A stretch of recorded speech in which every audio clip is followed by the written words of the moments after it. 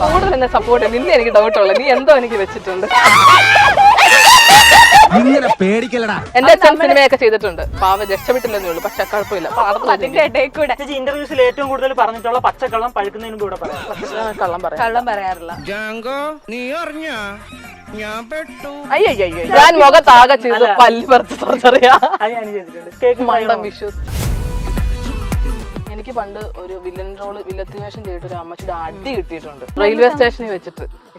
ഒരു സീരിയലില് ഞാൻ negative shade ചെയ്യുക. അന്ന് തീരെ പ്രായം കുറവാ. ആ സമയത്ത് ഒരു ആന്റി എന്നെ ചടിച്ചു. ഞങ്ങളുടെ വീഡിയോ നിങ്ങൾക്ക് നിങ്ങളുടെ ആങ്കറിനെ അടുത്ത ഷോയ്ക്ക് വേണമെന്നുണ്ട്. അടുത്ത് വെള്ളത്തിൽ ഇട്ടേക്കട്ടെ. വാ ഇവിടെ. ഓ ഇവിടെ.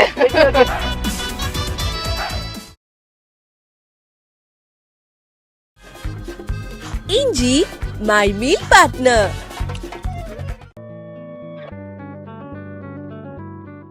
പ്രിയപ്പെട്ടവരെ, നിങ്ങളിപ്പോൾ കണ്ടുകൊണ്ടിരിക്കുന്നത് ഈ ഷോയുടെ ക്ലൈമാക്സ് സീനാണ്. നമ്മൾ മൈൽ സ്റ്റോൺ മേക്കേഴ്സ് പുതുതായിട്ട് ഇൻവെന്റ് ചെയ്ത ഒരു ഷോ ആയിരുന്നു ട്രൂത്ത് ഓർ ഡൈ. പേര് ട്രൂത്ത് ഓർ ഡൈ എന്നായിരുന്നെങ്കിലും ഈ ഒരു എപ്പിസോഡ് കണ്ടു കഴിയുമ്പോൾ ചിലപ്പോൾ പ്രേക്ഷകര് ഈ രണ്ട് ആങ്കേഴ്സിനോട് പോയി ചത്തോളൂ എന്ന് പറയാനുള്ള സാധ്യതയുണ്ട്.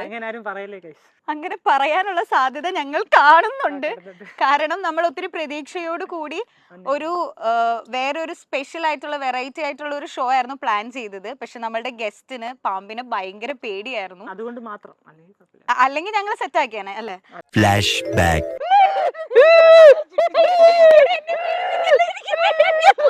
നിന്റെ ഐഡിയ ആണോ ഇത്?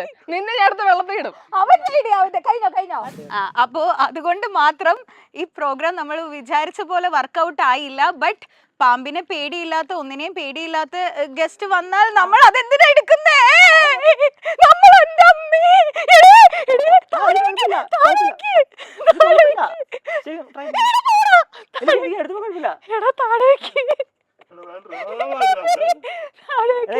എടുക്കുമ്പോഴുള്ള പേടിയല്ല, എടുത്താ കുഴപ്പമില്ല. ശരിക്കും കൂടാ തൊട്ടു. ഓക്കെ, ഇനി നിങ്ങൾക്ക് ഈ എപ്പിസോഡിന്റെ ആദ്യം തൊട്ടുള്ള സീൻ കാണാം. Okay, yes. സോ നമുക്ക് സ്റ്റാർട്ട് ചെയ്യാം. നമ്മളുടെ main guest here Amala rose Kurian, എന്റെ പ്രിയപ്പെട്ട അമലു ആണ് നമ്മുടെ കൂടെ ഇന്നുള്ളത്. അപ്പോ നമുക്ക് കുറച്ച് ടാസ്ക് ഒക്കെ ഉണ്ട്. നമ്മൾ കുറച്ച് ക്വസ്റ്റ്യൻസ് റെഡി ആക്കിയിട്ടുണ്ട്. ആക്ച്വലി നമ്മള് ക്വസ്റ്റ്യൻസ് ചോദിക്കുന്നത് ആൻസർ പറയാൻ വേണ്ടിയിട്ടാണ്. പക്ഷെ ഇന്ന് നമ്മള് ആൻസർ പറയാതിരിക്കാൻ വേണ്ടിയിട്ടാണ് ക്വസ്റ്റ്യൻ ചോദിക്കുന്നത്. അത് അവൻ പറയും. ഞങ്ങൾ ചേച്ചിയോട് ഒരു 10 ചോദ്യം ചോദിക്കും. ചേച്ചി ഈ 10ന് ഉത്തരം പറയുന്നുണ്ടെങ്കിൽ ചേച്ചി ഇതിലൊന്നും ചെയ്യണം. ചേച്ചിക്ക് വീട്ടിൽ പോകാം. പറയണോ? ചേച്ചി ഉത്തരം പറയാതിരുന്നാൽ ചേച്ചി ഇതിൽ നിന്ന് ഓരോ ടാസ്ക് ആയിട്ട് ചെയ്യേണ്ടി വരും. ഞങ്ങൾക്ക് 3 ലെവൽ ഓഫ് ടാസ്ക് ആയിരിക്കും ഉണ്ടായിരിക്കുക. ലെവൽ 1ലാണ് വിയർഡസ്റ്റ് ഫുഡ് ചലഞ്ച്. അപ്പൊ എന്ന് വെച്ച് കഴിഞ്ഞാൽ കുറച്ച് വിയർഡസ്റ്റ് ആയിട്ടുള്ള നമ്മൾ അലുവ മത്തിക്കറി പോലത്തെ ഫുഡ് ചലഞ്ച് ട്രൈ ചെയ്യണം. ഫോർ എക്സാമ്പിൾ കേക്ക് വച്ചാറും ഗുലാബ് ജാമുൻ മീൻ കറി. സിമ്പിൾ. സെക്കൻഡ് ടാസ്ക് ആണ് ഇത്. ഞാൻ ചുമ്മാ അറിയാം ഓഡിയൻസിന് വേണ്ടി പറയാം, ചേച്ചിയോട് പറയാലോ. കിസ് സ്നേക്കിനെ കിസ് ചെയ്യണം. നടക്കില്ല. അല്ല ചുമ്മാ പറഞ്ഞേ. ഞാൻ നിനക്ക് ചുമ്മാ തരാം. അതിന്റെ കുറവുള്ളൂ. മൂന്നാമത്തെ ടാസ്ക് എന്ന് പറഞ്ഞാൽ മിസ്റ്ററിയാണ്. ചേച്ചി ഇവിടെ നിന്നൊക്കെ കഴിഞ്ഞ് അവിടം വരെ പോവുകയാണെങ്കിൽ മാത്രം നമുക്ക് മൂന്നാമത്തെ ടാസ്ക് ചെയ്യാം. അതിന് മുമ്പ് അമല് പറയും. ഇല്ല, ആക്ച്വലി മിസ്റ്ററിയാണ്. വളരെ സിമ്പിൾ ആയിട്ടുള്ള ഒരു 10 ചോദ്യം ഞങ്ങൾ ചേച്ചിയോട് ചോദിക്കാം. ആദ്യ ചോദ്യം ചോദിക്കാം. ചേച്ചിയുടെ വിക്കിപീഡിയയിൽ ഏറ്റവും മിസ്റ്ററി ആയിട്ടുള്ള ചേച്ചിയുടെ ഏജ് ആണ്. ചേച്ചി ദുൽഖർ ആദ്യ സിനിമ അഭിനയിച്ചപ്പോൾ ദുൽഖറിന്റെ സിനിമയിൽ വന്നു. ദുൽഖറിന് ഇപ്പൊ 41 വയസ്സായി. ചേച്ചിയുടെ വയസ്സ് എത്ര വയസ്സുണ്ട് എന്ന് പറയണം. അതാണ് പറയണം. ഞാൻ പറയുന്നത് എന്ത് നീ വിശ്വസിക്കോ? ഞാൻ വിശ്വസിക്കും. കാരണം അല്ലേ 19 വയസ്സ്. അത് വിശ്വസിക്കത്തില്ല. അതെന്താ? ഇല്ലെന്ന് പ്രൂവ് ചെയ്യാൻ നിനക്ക് പറ്റില്ലല്ലോ. ട്രൂത്ത് ഓർ ഡൈ എന്നല്ലേ ചേച്ചി? ട്രൂത്ത് അല്ലെങ്കിൽ ചേച്ചിക്ക് ഒരു ഫീസിബിൾ ആയിട്ടുള്ള 26-27 അങ്ങനെ പറഞ്ഞത്. 26-27 ഇല്ല, ഐ ആം 30. എന്റെ ഏജ് ആർക്കും അറിയത്തില്ല കേട്ടോ. എന്റെ ഏജ് 30 വയസ്സാണ്. 30 വയസ്സാണ്. അടുത്ത ചോദ്യം ഞാൻ ചോദിക്കാം. ഇപ്പൊ മലയാളത്തിലാണ് ഏറ്റവും ടാലന്റഡ് ആയിട്ടുള്ള ആർട്ടിസ്റ്റുകൾ ഉള്ളത്. അതിൽ നെപ്പോ കിഡ്സ് ഒരുപാട് പേരുണ്ട്. ഇപ്പൊ എല്ലാരും പറയാറുണ്ട് നെപ്പോ കിഡ്സ്, ഒരുപാട് ടാലന്റഡ് ആയിട്ടുള്ള നെപ്പോ കിഡ്സ് ഉണ്ടെന്ന്. അപ്പൊ ഇപ്പൊ അമല് നോക്കുമ്പോ തീരെ കഴിവില്ല, എന്നാലും നല്ല ഒരു പോപ്പുലാരിറ്റി ഉള്ള ഒരു നെപ്പോ കിഡിന്റെ പേര് പറയണം. ഞാൻ എന്റെ കസിൻസ് സിനിമയിലുണ്ട്. ഇത് ശരിയാവില്ല. എനിക്ക് കസിൻസ് സിനിമയിലുണ്ട്. അങ്ങനെ പറയാൻ പറ്റില്ല. സ്വന്തം നിങ്ങൾ ക്വസ്റ്റ്യൻസ് ആദ്യം പറഞ്ഞില്ലായിരുന്നു. Next question. നെപ്പോ ഫാമിലി ആണല്ലോ, നെപ്പോ ഉണ്ടല്ലോ. അടുത്ത ചോദ്യം കുഴപ്പമില്ല. എന്റെ അച്ഛൻ സിനിമയൊക്കെ ചെയ്തിട്ടുണ്ട്. പാവ രക്ഷപ്പെട്ടില്ലെന്നേ ഉള്ളൂ. പക്ഷെ കുഴപ്പമില്ല. അതിന്റെ ഇടയിൽ കൂടെ ഇന്റർവ്യൂസിൽ ഏറ്റവും കൂടുതൽ പറഞ്ഞിട്ടുള്ള പച്ചക്കള്ളം പഴുക്കുന്നതിന് മുമ്പ് ഇവിടെ പറയാമോ? പച്ചക്കള്ളം പഴുക്കുന്നതിന് മുമ്പ് പറഞ്ഞു. കള്ളം പറയാറില്ല. ഭയങ്കര ട്രാൻസ്പെറന്റാ. എന്നാൽ എന്തെങ്കിലും ഒരു ഇല്ല. ഓക്കെ അമലു, അപ്പൊ ഇവര് പറയുന്നത് ലേഡീസിനോട് ചോദിക്കാൻ പറ്റില്ലാത്ത ക്വസ്റ്റ്യൻ അങ്ങനെയൊന്നുമില്ല. ആർട്ടിസ്റ്റ് എല്ലാവരും ഈ സ്കിൻ കെയർ അല്ലെങ്കിൽ നമ്മളുടെ ഓരോ ട്രീറ്റ്മെന്റ് ഫേസിൽ ചെയ്യാറുണ്ട്. അപ്പൊ അമലു അത് ചെയ്തിട്ടുണ്ടോ? ഞാൻ ബോട്ടോക്സ് ഒന്നും ചെയ്തിട്ടില്ല, ഞാൻ ഫേസിൽ ലേസർ ചെയ്തിട്ടുണ്ട്. ലേസർ ചെയ്തിട്ടുണ്ട്. ഹെയർ, എനിക്ക് ഹെയർ PCOD ഉണ്ടായിരുന്നു. സോ ഐ ഹാഡ് സർജറി അങ്ങനത്തെ എന്റെ മുഖം കണ്ടിട്ട് തോന്നുന്നുണ്ടോ കോസ്മെറ്റിക് സർജറി? അല്ലെങ്കിൽ ഞാൻ മുഖത്താകെ ചെയ്ത് പല്ല് പറിച്ച സർജറിയാ. അത് ഞാൻ ചെയ്തിട്ടുണ്ട്. ഇപ്പൊ ഇൻഡസ്ട്രി നിൽക്കാൻ വേണ്ടി അങ്ങനെ ചെയ്യാനുള്ള പ്രഷർ ഉണ്ടോ? എന്തിന്? എന്റെ മുഖം എന്റെ സ്വാതന്ത്ര്യം, എനിക്ക് തോന്നുന്നു ഞാൻ ചെയ്യാതിരിക്കും. എല്ലാവർക്കും അല്ലല്ല, ചെയ്യുന്നത് നല്ലതാണ്, ചെയ്യാതിരിക്കുന്ന അടുത്ത സ്വാതന്ത്ര്യം. രണ്ട് സ്വാതന്ത്ര്യം. ആര് പ്രഷർ ചെയ്യുന്നു? അല്ല, ഞാൻ ഫോർ എക്സാമ്പിൾ ചോദിച്ചു കഴിഞ്ഞാൽ ഇപ്പൊ തമിഴ് ഇൻഡസ്ട്രിയിലൊക്കെ അവരെപ്പോഴും പറയാറുണ്ട് അവിടുത്തെ നടിമാർക്ക് അവസരങ്ങൾ കിട്ടാറില്ല. അഭിനയ പ്രാധാന്യമുള്ള റോൾ ചെയ്യാനാണെങ്കിൽ മലയാളത്തിൽ നടിമാരെ കരുതേച്ചുകൊണ്ടെന്ന് അഭിനയിപ്പിക്കും, അല്ലെന്നുണ്ടെങ്കിൽ ഗ്ലാമറസ് റോൾ ചെയ്യാനാണെങ്കിൽ തെലുങ്കിന് കൊണ്ടുവരും. അപ്പൊ അവിടെയൊക്കെ ശരിക്കും പ്രഷർ ഉണ്ട്. എന്ത് പ്രഷർ എന്ന് വെച്ചാൽ കോസ്മെറ്റിക് സർജറി ഒക്കെ ചെയ്ത് ഭയങ്കര കോസ്മെറ്റിക് സർജറിയുടെ ആവശ്യമില്ല.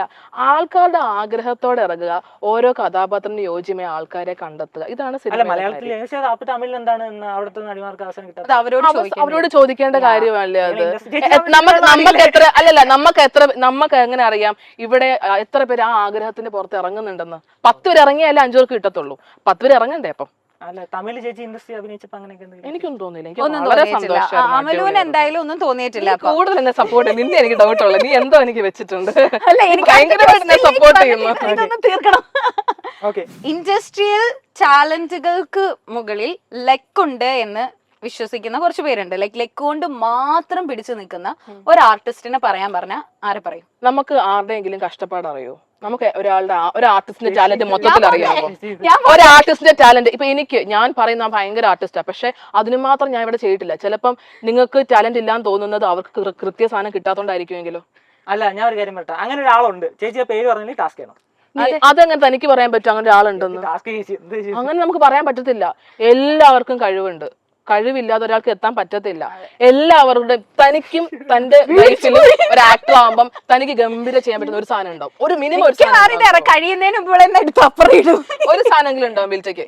മിനിമം ഓഫ് വൺ തിങ് ഗംഭീരമായി ചെയ്യുന്ന സാധനം ഉണ്ടാവും. ഇതിലുണ്ടാവും. നന്നായിട്ട് ഞങ്ങൾ അഭിനയിക്കുന്നില്ലേടി കള്ളി ചുമ്മാ. നമുക്ക് സെറ്റ് ആക്കണം. ഇല്ല ചെയ്യാം. ഓക്കെ, ഞാൻ നന്നായി ടാസ്ക് ചെയ്യാം. ചേച്ചി സിമ്പിൾ ആയിട്ടുള്ള ഒരു ഫുഡാണ്. ഇനി ചിലപ്പോൾ കേരളത്തിൽ ട്രെൻഡ് ആകാൻ പോകുന്ന ഒരു സാധനമായിരിക്കും ഗുലാബ് ജാമും ചിക്കൻ കറി. ഇത് മിക്സ് ചെയ്ത് കഴിച്ചു കഴിഞ്ഞാൽ ചിലപ്പം ചേച്ചിക്ക് ഒരു കടയൊക്കെ തുടങ്ങാൻ പറ്റും. ഇത് നമ്മള് പൊക്കി പിടിക്കാം. ഇത് ചിക്കൻ കറിയാണ്. ഗുലാബ് ജാമുൻ മുക്കി കഴിയാൻ പോവാണ് അമലു. എന്റെ ദൈവമേ, അല്ല. എങ്ങനെയുണ്ട്? കൊള്ളാമോ? കൊള്ളാമോ ശരിക്കും? കൊള്ളാം. Seriously it's good. ഞങ്ങൾ ആ ഒരു എരിവും മധുരം കൂടെ നല്ല ബാലൻസ് ആയിട്ട് മധുരം അങ്ങോട്ട് എത്തുന്നില്ല. ഈ നല്ല അച്ചാറും കേക്കും വിശ്വസിച്ച്. ഇത് ഭയങ്കര സീരിയസ് ക്വസ്റ്റ്യൻ ആണ്. Mammukka or DiCaprio? എന്റെ മമ്മൂക്ക. ഡിക്കാപ്രിയോ ഇപ്പം ബെറ്റർ ആക്ടർ അല്ലേ? അതൊന്നും എനിക്കറിയാം. ഞാൻ മമ്മൂക്കയെ കണ്ടിട്ടുള്ളൂ നേരിട്ട്. ഞാൻ ഡിക്കാപ്രിയോ നേരിട്ട് കണ്ടിട്ടില്ല. ഏറ്റവും ഫേവറേറ്റ് ആയിട്ടുള്ള ആക്ടർ മമ്മൂക്കയാണല്ലേ? അത് ഇന്നാണ് മനസ്സിലായത്. അല്ലെങ്കിൽ ഞാൻ ഈ ക്വസ്റ്റ്യൻ മാറ്റിയേനെ. മമ്മൂക്ക. ലാലേട്ടൻ. അപ്പം കുഞ്ചാക്കോബനോ ഡിക്കാപ്രിയോ? ഇവരുടെ കൂടെ ഇങ്ങനെ അഭിനയിച്ചിട്ടുണ്ട്. ചാക്കോച്ചന്റെ കൂടെ ഇന്നലെ അഭിനയിച്ചതേ ഉള്ളൂ. ഡിക്കാപ്രിയോ ഞാൻ കണ്ടിട്ടില്ലല്ലോ, അതുകൊണ്ട് ചാക്കോച്ചൻ, നമ്മുടെ സ്വന്തം ചാക്കോച്ചൻ. സെയിം എപ്പോഴെങ്കിലും അമലുവിന് ഒരു ബാധ്യതയായി തോന്നിയിട്ടുണ്ടോ? അല്ല, തോന്നിയിട്ടുള്ള സിറ്റുവേഷൻ എന്തായാലും പറഞ്ഞു. എനിക്ക് പണ്ട് ഒരു വില്ലത്തി വേഷം ചെയ്തിട്ട് ഒരു അമ്മച്ചിയുടെ അടി കിട്ടിയിട്ടുണ്ട്. അടി കിട്ടിയിട്ടുണ്ട്? റെയിൽവേ സ്റ്റേഷനിൽ വെച്ചിട്ട്. എന്തിനായിരുന്നു? ഒരു സീരിയലില് ഞാൻ നെഗറ്റീവ് ഷെയ്ഡ് ചെയ്യുക. അന്ന് തീരെ പ്രായം കുറവാ. ആ സമയത്ത് ഒരു ആന്റി എന്നെ പിടിച്ചടിച്ചു. ഞങ്ങളുടെ വീടിൽ അങ്ങനെ അടിക്കാൻ എന്നെ പിടിച്ചിങ്ങനെ. അല്ല, ശരിക്കും അടിച്ചു? അങ്ങനെ തോന്നി അവരിങ്ങനെ ഇങ്ങനെ പിടിച്ചിട്ട് ഇങ്ങനെ അടിച്ചു. ബാധ്യതയെന്നല്ല, പക്ഷെ ഞാനൊരു പോസിറ്റീവ് സൈഡ് ഉണ്ട്. നമ്മൾ ചെയ്ത വർക്ക് അവർക്ക് കേട്ടത് കൊണ്ടാണ് എന്നൊക്കെ പറഞ്ഞു. നല്ല വിഷമമുണ്ട്. വെറുതെ നാട്ടുകാർ നല്ലൊക്കെ കൊള്ളു. ചേച്ചി ഏതെങ്കിലും ഒരു സിനിമ തിയേറ്ററിൽ പോയി കണ്ടിട്ട് ഈ പൈസക്ക് വല്ല ബിരിയാണിയും മേടിച്ച് കഴിച്ചാൽ മതിയാണെന്ന് തോന്നിയിട്ടുണ്ടോ? ഉണ്ടെങ്കിൽ ആ സിനിമയുടെ പേര് പറയണം. ഉണ്ടായിരിക്കും, മലയാളത്തിൽ എന്തായാലും നല്ല സിനിമ മാത്രമല്ല ഉള്ളത്.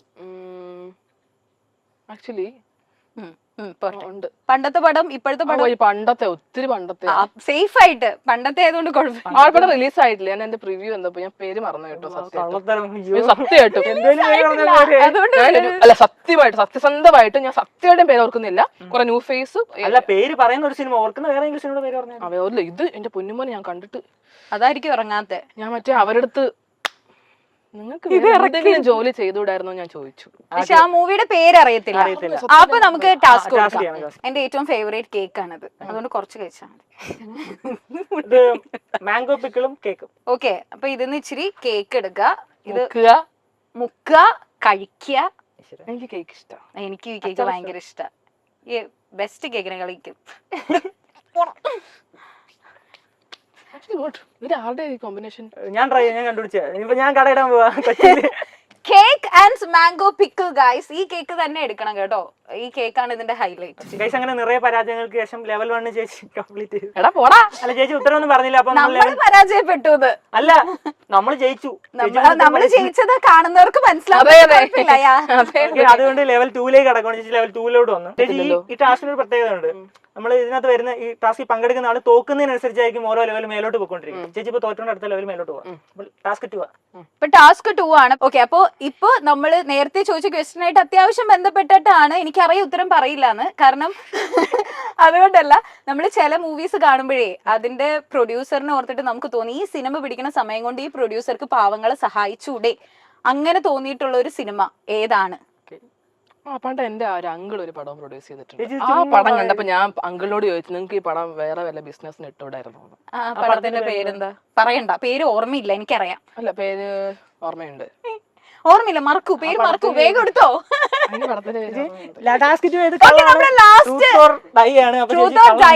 ഈ സെഗ്മെന്റിന്റെ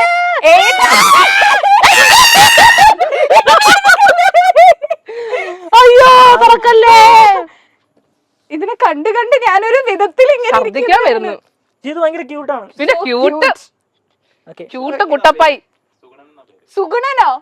ഇത് ഷീ ആണോ ഹീ ആണോ എന്ന് എനിക്ക് അറിയില്ല, എന്നാലും തുറക്കരുത് പ്ലീസ്. തുറക്കത്തില്ല. Trust me. എടുത്തോ, പിടിച്ചോ.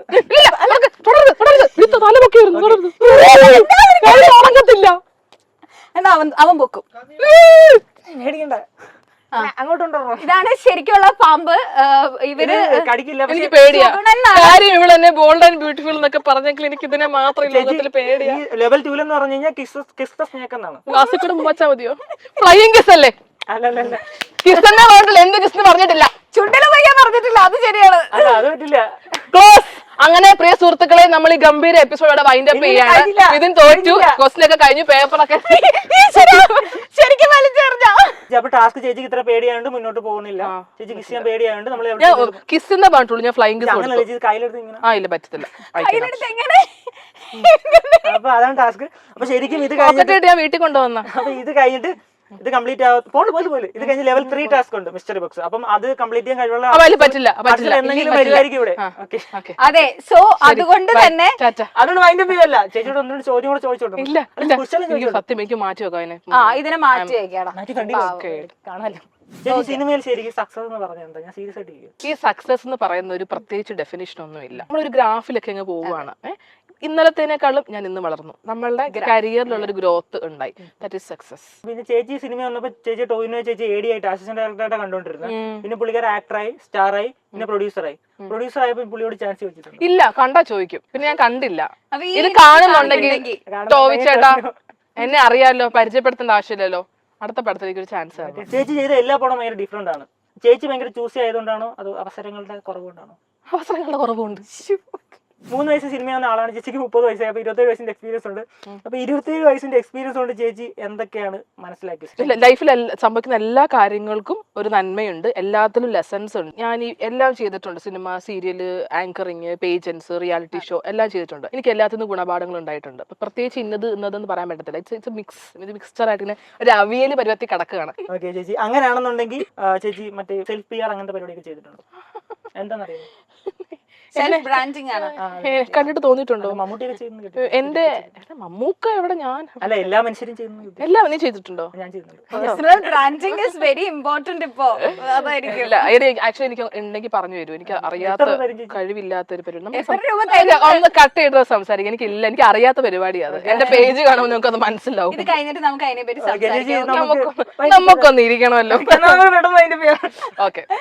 ഓക്കെ ഓക്കെ സോ അങ്ങനെയാണെന്നുണ്ടെങ്കിൽ ചേച്ചിക്ക് മറ്റേ യൂത്തിനോട് എന്തെങ്കിലും അഡ്വൈസ് ആണ് പറയണ്ടോ സിനിമയിലൊക്കെ വരുന്ന കഷ്ടപ്പെടുന്നു ഇതുപോലെ പാമ്പിനെ നിങ്ങളുടെ പേടിക്കരുത്.